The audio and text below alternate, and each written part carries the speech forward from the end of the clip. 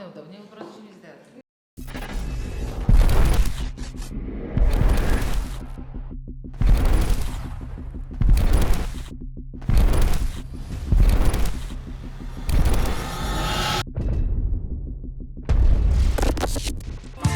Дали аз закъснях или времето бързаше? И защо избрахте да станете учител и винаги ли сте искала да бъдете такъв? Не съм искала винаги да бъда учител, съвсем случайно се случи. Трябваше да дойда да замествам в немската гимназия за няколко месеца и толкова много ми харесаха учениците, че заради тях реших да остана и вече 10 години е така. Случайно станах учител, но се оказа, че много ми харесва и общо взето цял живот с това се занимавам. Мисля, че да, аз съм го споделяла и с някои от моите ученици, че май учителството ме е избрало мен, а не аз. Да, общо взето, откакто се помня, исках да стана учител, основно защото като бях като раз в гимназията, ме сложиха да седя до един кълпазанин, който трябваше да бъде превъзпитан и така, помагайки му с задачите, реших, че това ще ми бъде попрището. Не. Добре, опишете учителската професия с 3 думи, ако можете. Висок професионализъм, отдаденост и не на последно място любов към това, което правиш. Независимо каква е професията, човек трябва да я прави с много отдаденост и много любов. Любимата ми работа. Усилие, любов и радост. Изтощаваща. Основополагаща бих казала. Удовлетворяваща. Любопитство, търпение и психическа устойчивост. Разкажете някаква любима или интересна случка, която се е случила с вашите ученици. Миналата година, през май месец, класът на учениците, на които бях класна, ме извадиха от някакво много важно нещо. Аз имах една много важна работа. Те ми препречиха пътя към мястото, където си върших много важната работа. Исках да отида в библиотеката. Те там нещо направиха, всичко възможно направиха, за да мога да вляза в библиотеката. След това почти на сила ме изведоха на двора, където аз не знаех какво ще правя. Беше ужасна жега. И по средата на двора, по средата на часа, те ме накараха да седна на един чин и да подпиша един договор, който беше много тържествено прочетен за това, че за нашите отношения в общи линии и за това, че трябва да отида на бала. В общи линии това беше поканата за бала, но за мен беше много вълнуващо, защото за първи път получавам такова специално внимание, защото те наистина много се бяха постарали. Имаше специален дизайн на договор, имаше точки, беше принтиран по специален начин, имаше едни специални подписи, целият клас беше там. И така, и на всичкото отгоре, не стига, че толкова много ме беше срам. Това беше в средата на 6-тия час, предполагам, така че цялото училище можа да ме види.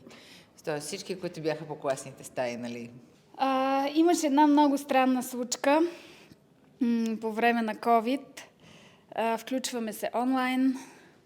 Едно момиче пише: госпожо, аз не мога да се включа, защото домашният ми любимец, Зайка, ми прегриза кабела на лаптопа.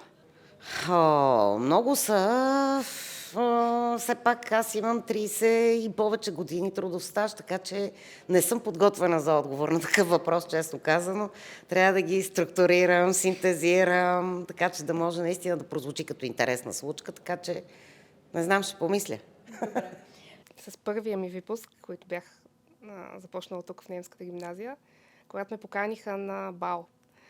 Те ми бяха направили нещо като математически въпросник, в който бяха измислили задачи, такива, че техните отговори сформираха ще дойдете ли с нас на бала в Шератон на 24 май. Беше много, много невероятно, още се ги пазя.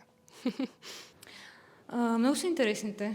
Обичам всичките си истории, които ги имам в училище, извън училище, в планината, на екскурзия. Трябваше да ми кажете да се подготвя предварително с толкова много. Обичам, когато ги изведа някъде и те са щастливи и след това кажат колко сме щастливи. Добре, преписвали ли сте като ученичка? Естествено. Ако кажа, че не съм, ще излъжа. Преписвала съм по физика. Това не е предмет. Това е просто нещо, което според мен нормален човек не може да научи. Да, направих 1-2 опита, разбрах, че не ставам за тази работа и приключих с преписването. О, да. Но не в математика. Преписвах и не се гордя с това. Хващате ли често ученици да преписват? Да. Много рядко съм хващала, може би не съм си давала и такъв голям труд да ги хващам, но в крайна сметка, дори да са преписали, накрая получават, смятам, че получават справедливата оценка.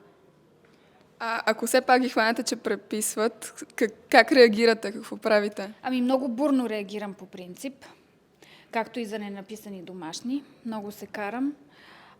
И след такава постъпка чета на целия клас една лекция по морал. Въобще не се старая да хващам ученици, защото моят предмет е такъв, че първо преписването е безумно и абсолютно безсмислено.